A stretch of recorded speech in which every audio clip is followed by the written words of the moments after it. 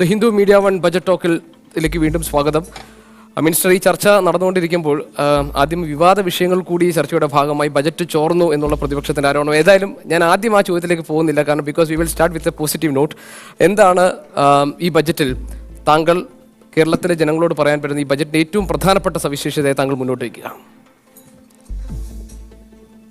ഇത് കഴിഞ്ഞ ബഡ്ജറ്റിൻ്റെ ഒരു തുടർച്ചയായിട്ട് ഇതിനെ വായിക്കണം. കേരളത്തിൻ്റെ വികസനത്തിന് പുതിയ ഒരു സമീപനം അതിൽ ഉയർത്തിപ്പിടിച്ചിരുന്നു. സമീപനത്തിൻ്റെ കാതൽ ഇതാണ്: ഇനി അതിവേഗത്തിൽ നമ്മൾ മോഡേണൈസ് ചെയ്യേണ്ടതുണ്ട്. അതിൽ സ്വകാര്യ പങ്കാളിത്തം പ്രധാനപ്പെട്ട പങ്ക് വഹിക്കും. അതിനെ ആകർഷിക്കുന്നതിന് വേണ്ടിയിട്ട് നമ്മുടെ പശ്ചാത്തല സൗകര്യങ്ങൾ വളരെ വേഗത്തിൽ നവീകരിക്കണം, വിപുലപ്പെടുത്തണം. അതിന് വലിയ ഇൻവെസ്റ്റ്മെൻറ്റ് വേണം. 2, പക്ഷേ ഇങ്ങനെ നിങ്ങൾ ഈ മോഡേൺ സെക്ടേഴ്സിന് ഇത്രയേറെ പ്രാധാന്യം നൽകുമ്പോൾ അതിൻ്റെ വളർച്ചയിൽ പങ്കുചേരാത്ത വലിയൊരു വിഭാഗം കേരളത്തിലുണ്ട്. ആ വിഭാഗത്തിൻ്റെ താല്പര്യങ്ങൾക്ക് എന്ത്? അവരെ വിസ്മരിച്ചുകൊണ്ട് ഇടതുപക്ഷ അജണ്ടയില്ല. അതുകൊണ്ട് അവർക്ക് സമ്പൂർണ്ണ സാമൂഹ്യ സുരക്ഷിതത്വം നൽകണം.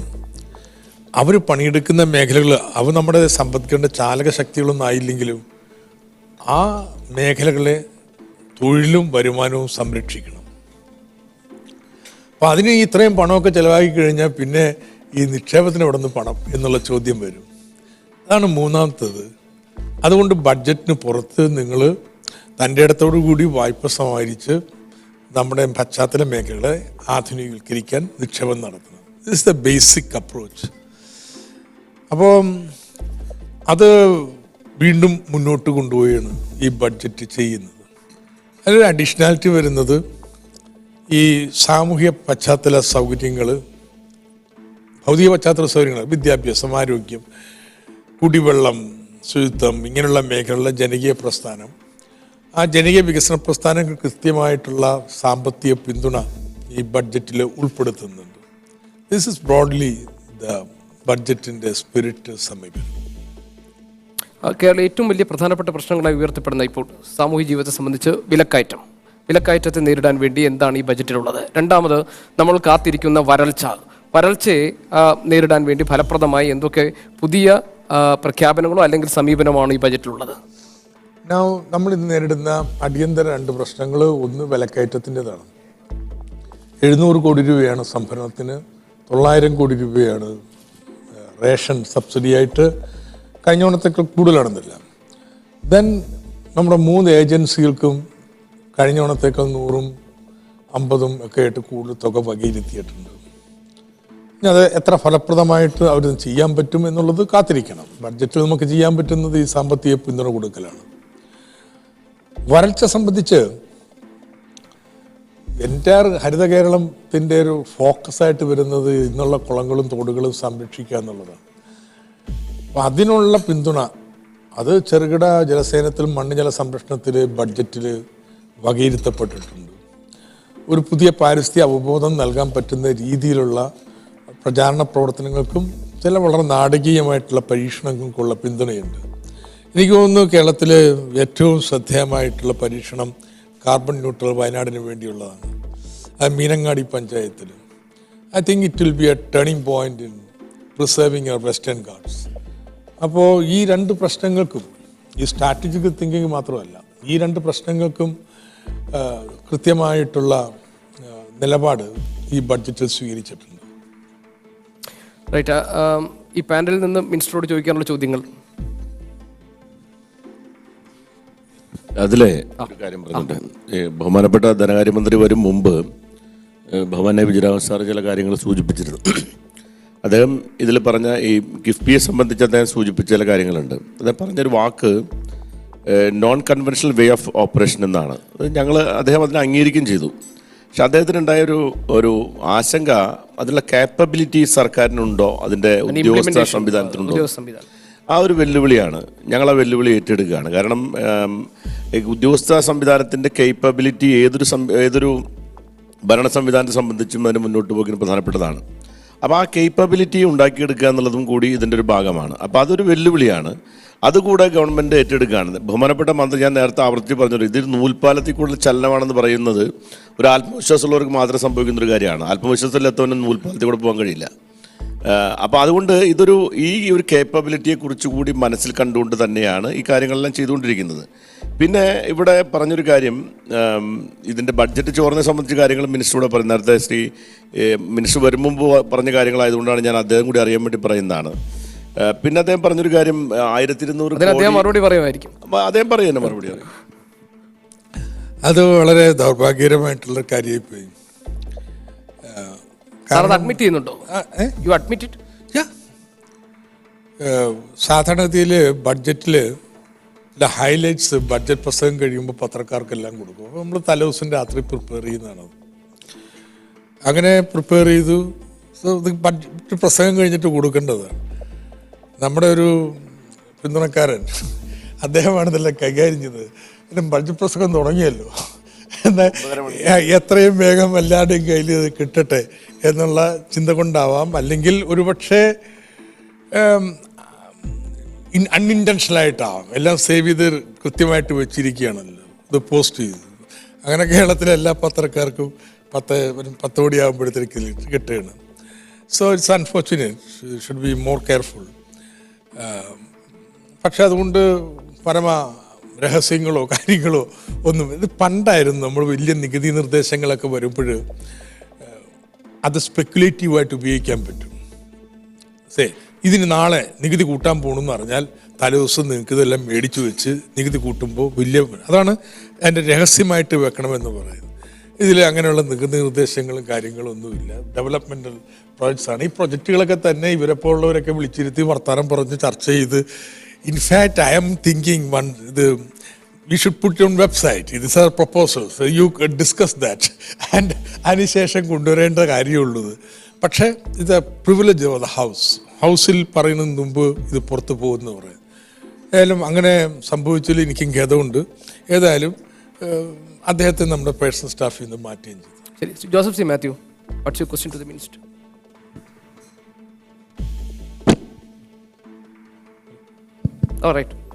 ഇത് സംബന്ധിച്ചാണോ അതോ ചോദ്യമാണോ? ചോദ്യം. എനിക്കതിൽ പ്രധാനമായിട്ട് ബഡ്ജറ്റിൽ തോന്നിയത് കുറേ നിർദ്ദേശങ്ങൾ, കുടിവെള്ളം സംബന്ധിച്ച് കുറേ കാര്യങ്ങൾ അഡ്രസ്സ് ചെയ്തു, കൃഷി സംബന്ധിച്ചുള്ള കുറേ കാര്യങ്ങൾ വന്നു, കയർ പ്രത്യേകിച്ച് ചകിരി പാർക്കിൻ്റെ കാര്യം വന്നു, ഇൻ്റർനെറ്റിൻ്റെ കാര്യത്തിൽ അത് നെറ്റ് ന്യൂട്രാലിറ്റി സംബന്ധിച്ചുള്ള ഡിസ്കഷൻ വരുന്ന സമയത്ത് നമ്മൾ സജീവമായി ചർച്ച ചെയ്തതാണ്. ഇൻഫ്രാസ്ട്രക്ചർ അത്തരം കാര്യങ്ങൾ പൊതുമേഖലയിൽ നിന്നില്ലെങ്കിൽ എങ്ങനെയാണ് സ്വകാര്യ മേഖല അത് കവർന്നെടുക്കുകയും നമ്മുടെ സ്വാതന്ത്ര്യം തന്നെ കവർ ചെയ്യുകയും ചെയ്യുന്നതെന്നുള്ള ഡിസ്കഷൻ നെറ്റ് ന്യൂട്രാലിറ്റി സംബന്ധിച്ച് വന്നതാണ്.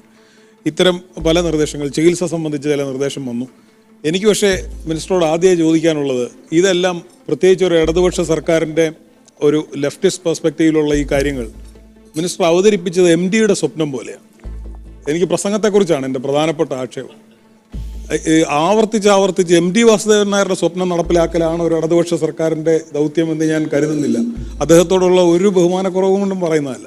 അതിനെ കുറച്ചുകൂടെ ഒരു ലെഫ്റ്റിസ്റ്റ് പെർസ്പെക്റ്റീവിൽ പ്രസൻറ്റ് ചെയ്യാവുന്ന ഒരുപാട് നിർദ്ദേശങ്ങൾ അതിൽ ഉണ്ടായിരുന്നു എന്നുള്ളതാണ് ഒരു കാര്യം. രണ്ട്, ചകിരി പാർക്ക് പോലത്തെ കാര്യങ്ങളിൽ തന്നെ പലപ്പോഴും ഇതിൻ്റെ ഒരു വാല്യൂ ആഡഡ് ഇപ്പം പിത്തിന് വലിയൊരു മാർക്കറ്റ് ഉള്ളതാണ്. പാം ഷുഗർ, ഈ ഡയബറ്റിക് ഉൾപ്പെടെയുള്ള കാര്യങ്ങളിലുള്ള ചികിത്സാ സൗകര്യങ്ങളുടെ കാര്യം പറഞ്ഞു. പാം ഷുഗർ പക്ഷേ അത് ഭയങ്കര എക്സ്പെൻസീവാണ്. ഗ്ലൈസമിക് ഇൻഡെക്സ് കുറവായിരിക്കുമ്പോൾ തന്നെ അത് വളരെ എക്സ്പെൻസീവാണ്.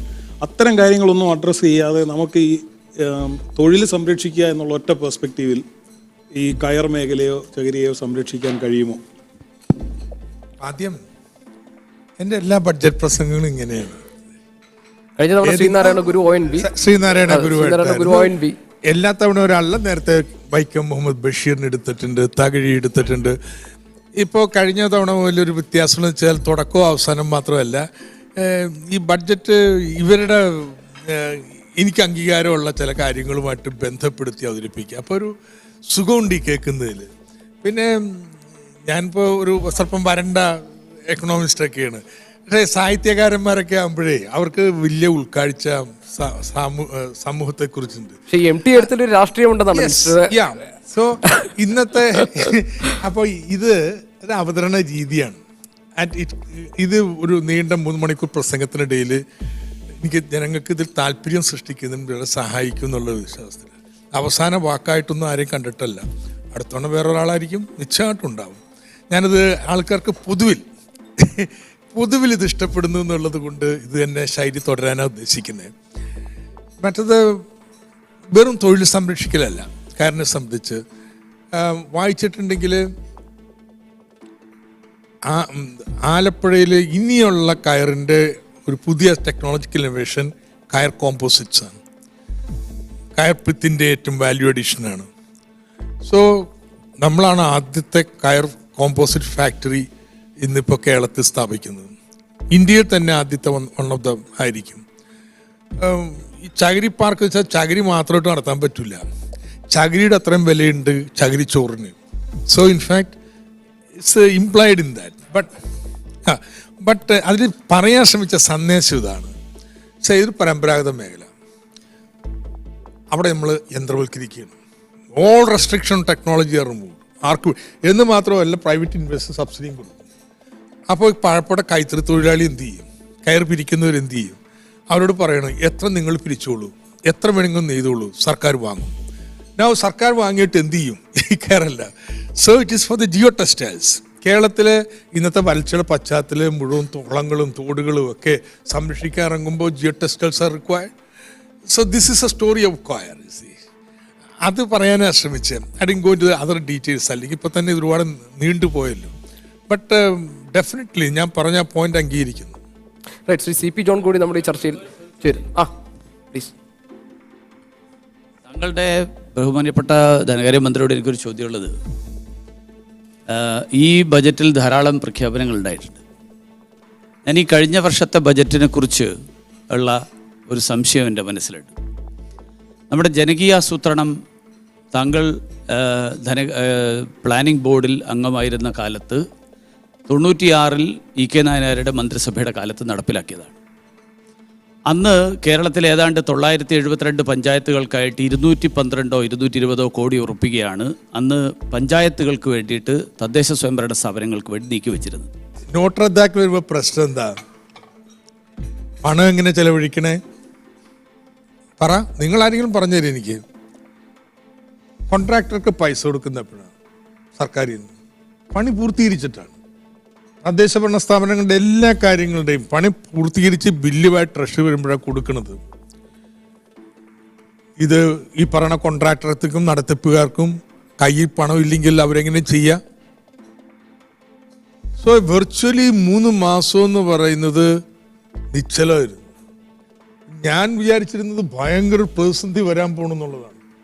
പക്ഷേ ഈ 3 മാസക്കാലം എന്ന് പറഞ്ഞാൽ സർക്കാരിൻ്റെ ചിലവും നടക്കുന്നില്ല, നമ്മൾ എത്ര പുഷ് ചെയ്യാനും നോങ്ങുന്നില്ല. അപ്പോൾ അതുകൊണ്ട് ഇങ്ങനൊരു സാഹചര്യം ഉണ്ട്. ആ സ്പെഷ്യൽ സാഹചര്യം കൂടി കാണണം. പക്ഷേ ഉന്നയിച്ച പോയിന്റ് വളരെ ശരിയായിട്ടുള്ള കാര്യമാണ്. നമ്മുടെ നിർവഹണത്തിൻ്റെ എഫിഷ്യൻസി വളരെ ഗണ്യമായിട്ട് നമ്മൾ ഉയർത്തേണ്ടതുണ്ട്. അതിന് തടസ്സം നിൽക്കുന്ന കാര്യങ്ങളെക്കുറിച്ച് ഞാൻ വിശദമായിട്ടൊരു ഒരു വിസ്തീർണത്തിലേക്ക് ഞാൻ പോകുന്നില്ല. ബട്ട് ഞാനൊരു പ്രശ്നമുണ്ട് എന്ന് പറയുകയും ആ പ്രശ്നം പരിഹരിക്കാന്നല്ലാതെ അതുകൊണ്ട് എന്നാൽ പഞ്ചായത്തിന് പണം നൽകില്ല, നിങ്ങൾ ഉള്ള പണം ചിലവാക്കി നന്നായിട്ട് കാണിച്ചിട്ട് പണം തരാം എന്നുള്ള നിലപാടല്ല. മറിച്ച് ആ കപ്പാസിറ്റി അവർക്ക് ഉണ്ടാക്കി കൊടുക്കുക, അതിനുവേണ്ടി പരിശ്രമിക്കുക എന്നുള്ള സമീപനമാണ് കൈക്കൊള്ളുന്നത്. ഇനി തദ്ദേശ ഭരണ സ്ഥാപനങ്ങൾ ഈ വർഷം പണം പൂർണ്ണമായിട്ട് ചെലവഴിച്ചില്ല. ഞാൻ അവരോട് പറയുന്നത് എങ്ങനെയെങ്കിലും മാർച്ച് ചെലവഴിച്ച് തീർക്കണ്ട. പണമൊന്നും ആവിയായി പോവില്ല. അടുത്ത വർഷം തുടർന്ന് ഇത് തന്നെ ഉപയോഗിക്കാം. സംസ്ഥാനത്തെ ഡിപ്പാർട്ട്മെൻറ്റുകളോടും ഇത് തന്നെയാണ് പറയുന്നത്. അതെ ജോണെ, നമ്മൾ തമ്മിൽ യോജിപ്പുണ്ടെങ്കിൽ നീ എന്തിനാ എത്ര പ്രയാസപ്പെടുന്നത്? ഒരു ഇഷ്യൂ ഉള്ളത്, ഈ നവംബർ കഴിഞ്ഞിട്ടാണ് ഡിമോണറ്റൈസേഷൻ. ശരിക്കും ഡിമോണറ്റൈസേഷൻ കാരണം ഇത്രയും വലിയൊരു ഇമ്പാക്റ്റ് ഓൺ പ്ലാൻ എക്സ്പെൻഡിച്ചർ വരും ഞാൻ വിശ്വസിക്കുന്നില്ല. ഡെഫിനറ്റായിട്ട് നോക്കുകയാണെങ്കിൽ administrative sanctions were not given on time, necessary orders were not issued on time. ഡെഫിനറ്റായിട്ട് പ്രോജക്ട്സ് കൺസെപ്ച്വലൈസ് ചെയ്ത് ഈ വർക്കിംഗ് ഗ്രൂപ്പ്സ് മീറ്റ് ചെയ്യുക, സ്പെഷ്യൽ വർക്കിംഗ് ഗ്രൂപ്പ്സ് മീറ്റ് ചെയ്യുക, അതിലൊക്കെ ഒരുപാട് ഫെയിലിയർ നടന്നിട്ടുണ്ട്. ഡെഫിനറ്റായിട്ട് ഡിമോണിറ്റൈസേഷൻ മാത്രം നമ്മൾ ബ്ലെയിം ചെയ്യുന്നത് ശരിയല്ല. ആ ലെവലിലുള്ള ഫെയിലിയറാണ് ഈ സമയത്ത് ഇത്രയായിട്ട് കുറയുന്നത്. ശരി. അപ്പോൾ അതിനോട് ഞാൻ പറഞ്ഞുകൊണ്ടപ്പോൾ ഒരു കാര്യം കൂടി കൂട്ടിച്ചേർക്കേണ്ടതുണ്ട്. ഒരു മെയ് മാസം സർക്കാർ വരുന്നു, ജസ്റ്റ് സെറ്റിൽ ഡൗൺ ചെയ്യുക. ജൂലൈ ആവുന്നു, ഓഗസ്റ്റ് ബഡ്ജറ്റ് പാസ്സാവുന്നു. So there is a delay involve in it. തീർത്തില്ല. അപ്പോൾ ഇത് പതിവനുസരിച്ച് ഓഗസ്റ്റിലാണ് ബഡ്ജറ്റ് പാസ്സാവുക, അപ്പോഴാണ് ഈ നിർമ്മാണ പ്രവൃത്തികളൊക്കെ ആരംഭിക്കുക. ഇതാണ് കേരളത്തിൻ്റെ ഒരു രീതി എന്ന് പറയുന്നത്. അപ്പം അത് മാറ്റണം. അത് മാറ്റുന്നതിനുള്ള ഏറ്റവും നല്ല മാർഗം ബഡ്ജറ്റ്, ഫുൾ ബഡ്ജറ്റ് മെയ് മാസം തന്നെ പാസ്സാക്കുക. 2, ഇപ്പോൾ ബഡ്ജറ്റ് പാസ്സായി കഴിഞ്ഞാൽ പിന്നെ ആരോടും ചോദിക്കാതെ നടപ്പാക്കാൻ പറ്റുന്ന രീതിയിൽ ഒരു 10-20% പ്രൊജക്റ്റുകളെങ്കിലും എല്ലാ അംഗീകാരവും AS കൊടുത്ത് കഴിഞ്ഞ ബജറ്റ് AS കൊടുത്ത് ഗ്രീൻ ബുക്കുകളായിട്ട് വെക്കണം. ഇല്ലെന്ന് ജോൺ ഈ ഓരോ കാര്യം പറയുമ്പോഴും നിങ്ങൾ വർത്താനം പറയണതിനാണ്. ഞാനങ്ങനെ പറയുന്നില്ലല്ലോ ജോണെ, യഥാർത്ഥത്തിൽ ഞാനല്ലേ പറയേണ്ടത്. അപ്പോൾ നല്ല കാര്യങ്ങൾ എവിടെയുണ്ടെങ്കിലും നമുക്ക് എടുത്തു പോകാമെന്ന് ഐ കൺഫ്രണ്ട് ചെയ്തത്. സോ ഞാൻ പറയുന്നത് ഈ ഏപ്രിൽ 1 മുതൽ തുടങ്ങാൻ പറ്റും. എല്ലാം പറ്റത്തില്ല, പരിശോധന വേണ്ടി വരും. പക്ഷെ ഒരു വലിയ പങ്ക് തുടങ്ങണം. ആ മാറ്റം 50% കൂടുതൽ you can start in April. അതായത് അവിടെയാണ് ഈ ഗവൺമെന്റിന്റെ ഫെയിലിയർ. മുരളി ചോദിച്ച ചോദ്യം പ്രസക്തമാണ്. ഡിമോണിറ്റൈസേഷൻ ഒരു കാരണം തന്നെയാണ്, സംശയമില്ല. പക്ഷേ ഞാൻ പറഞ്ഞോട്ടെ,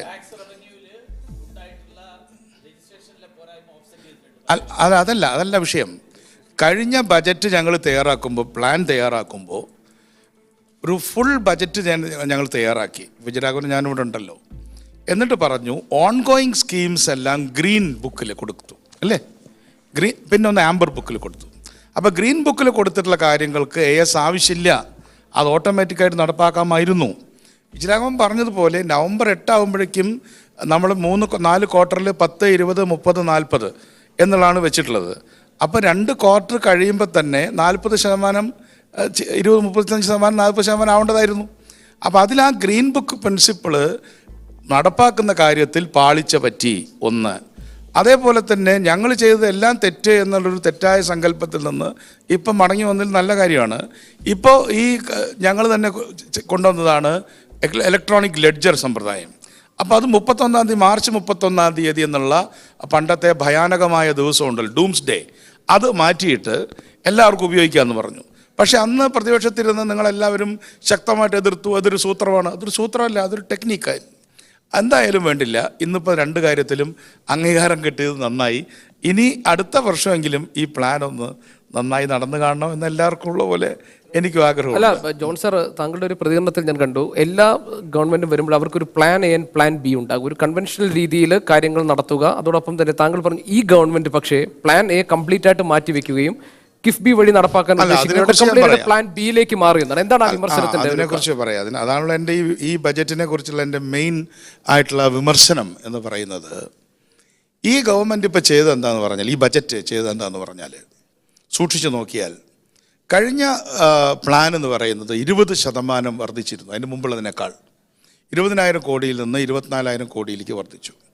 ഇപ്പോൾ ഇത് 26 സംതിങ് ആയിട്ട് കൂടിയിട്ട് 10% വർധനവാണ് പ്ലാനിന് വരുത്തിയിട്ടുള്ളത്.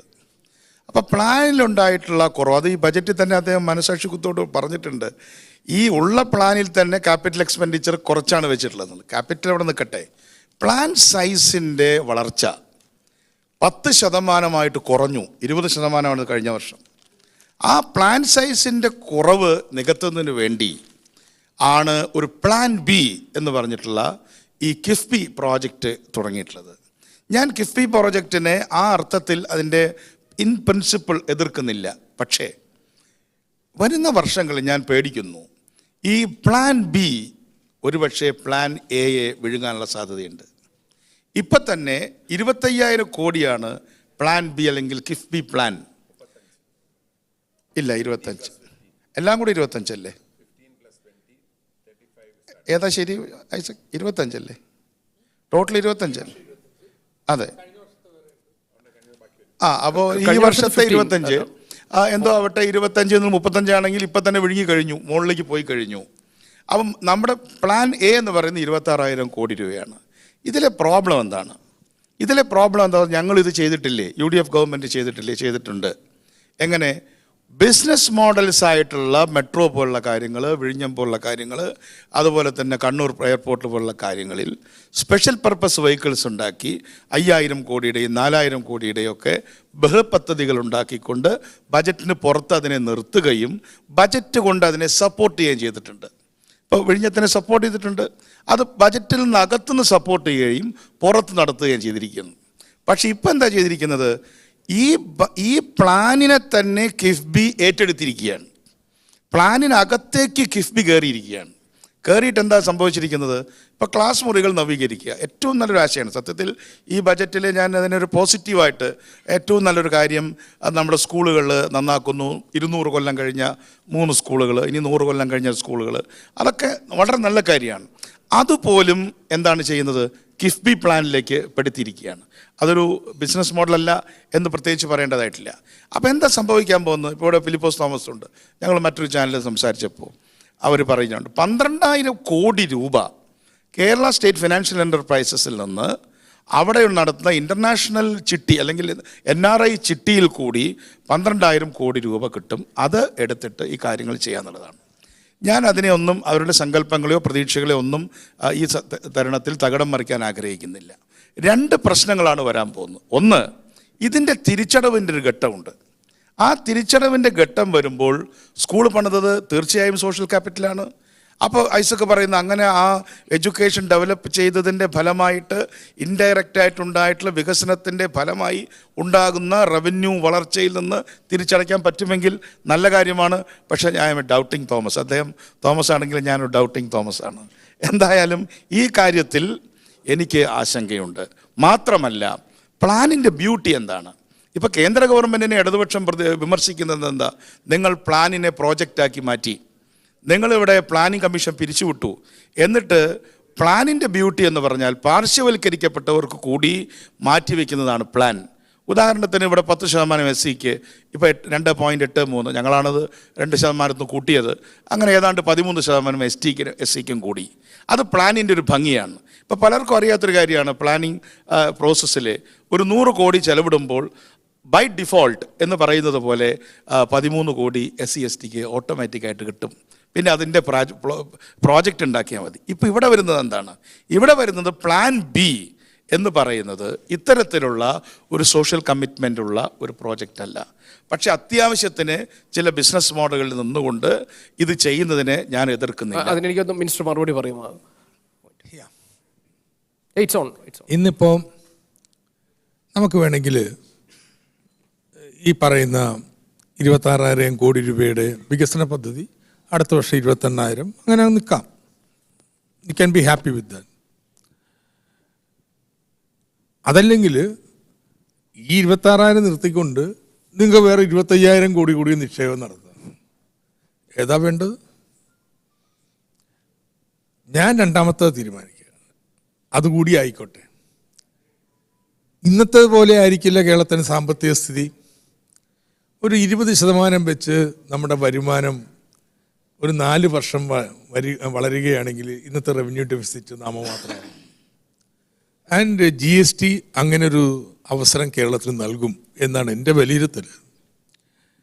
നൗ ഈ റവന്യൂ കമ്മി ഇല്ലാതാകാന്ന് പറഞ്ഞാൽ അർത്ഥം എന്താ? ഇപ്പം ഈ വർഷം റവന്യൂ കമ്മി 0 ആയിരുന്നെങ്കിൽ ക്യാപിറ്റൽ ഇൻവെസ്റ്റ്മെൻറ്റ് നമുക്ക് വായ്പ എടുക്കുന്ന 20,000 കോടി രൂപയും ചെലവഴിക്കായിരുന്നു. ഇന്നിപ്പോൾ അതിൻ്റെ 70% റവന്യൂ ചെലവിന് വേണ്ടി നീക്കി വെക്കേണ്ടി വരുന്നു. നാളെ ഞാൻ പറയുന്നത് ഇങ്ങനൊരു മാറ്റം നമ്മുടെ സമ്പദ്ഘടനയിൽ വരും, സാമ്പത്തിക സ്ഥിതിയിൽ വരും. അപ്പോൾ ജോൺ പറയുന്നത് അങ്ങനെ വരട്ടെ, അതുവരെ നമുക്ക് കാത്തിരിക്കാം. ഞാൻ പറയുന്നത് അല്ല, അങ്ങനെ ഇല്ല ജോൺ, റിലാക്സ് മാൻ. അപ്പോൾ ഞാൻ പറയുന്നത് അല്ല, അങ്ങനെ വരും എന്ന് കണ്ടുകൊണ്ട് തൻ്റെ ഇടത്തോടു കൂടി ഇന്ന് വായ്പ എടുത്ത് മുതൽ മുടക്ക്, അങ്ങനെ നല്ല കാലം വരുമ്പോൾ അപ്പോഴേക്കേ ഇതിന്റെയൊക്കെ ഞാൻ ചെലവ് എനിക്ക് അല്ല, ഞാൻ doctor please, ഐസക്കിനെ please support excuse me, ചെയ്യുന്നു. please കാരണം excuse me, ഞാൻ ഇതിൽ ഒരു വളരെ പെട്ടെന്ന് ഒരു break quick ആയിട്ട് we will come back, we will come back അല്ല after ക്വിക്ക് break. ആയിട്ട് പറഞ്ഞാൽ ശരിക്കും പറഞ്ഞാൽ 5 വർഷം കഴിഞ്ഞ് കിട്ടുന്നതിനേക്കാളും ഇന്ന് നമുക്ക് ആ ഇൻഫ്രാസ്ട്രക്ചറും ഫെസിലിറ്റിയും കിട്ടുകയാണെങ്കിൽ നമുക്കത് ബെനിഫിറ്റ് ചെയ്യും. Right. അതിന്റെ cost is cheaper than doing it 5 years from. ഞാൻ ആ ഒരു രീതിയിൽ അതിനെ fully support media one budget ടോക്കിൽ വളരെ ചെറിയൊരു ഇടവേളയുടെ ശേഷം നമുക്ക് വളരെ പെട്ടെന്ന് തന്നെ മടങ്ങി വരാം ഈ ചർച്ചയിലേക്ക്.